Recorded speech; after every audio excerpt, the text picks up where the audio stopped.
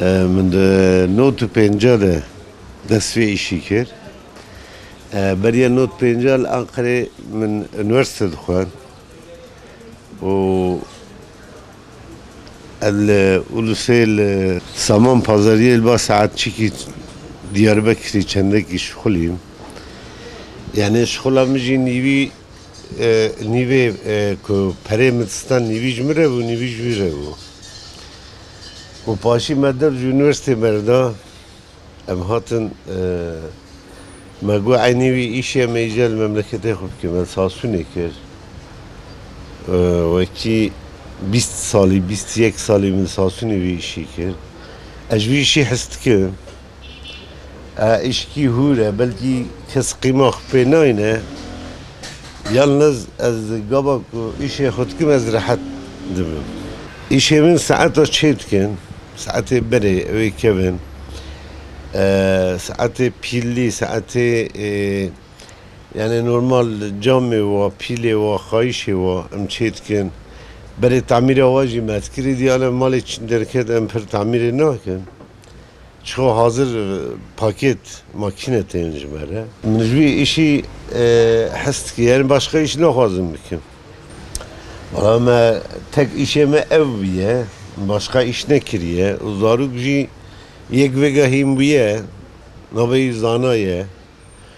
و اگید جی از بخوازم وی هند کم او بخوازه تابی ودی بغالیویه والله دائم işe خواست کن yani badman خوشه gerçekten esnafiye badmanı خوشم لده badmanı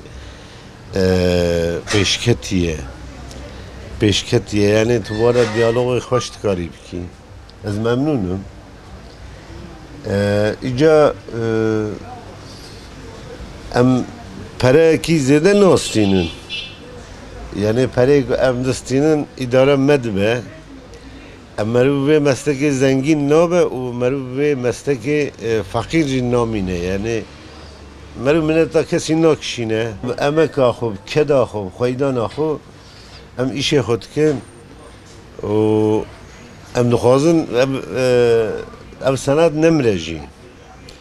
çünkü millet idi ana prim millet saat aksesuar olarak kartinin لی ام دخوازن نمیره چکی صنعتکاری خوشه ساعت جبری دهویه یعنی هم اکسسوار هم جی احتیاج بیبره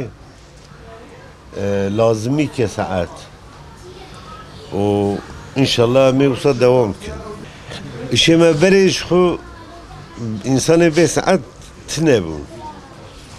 یعنی مامور ماموستا و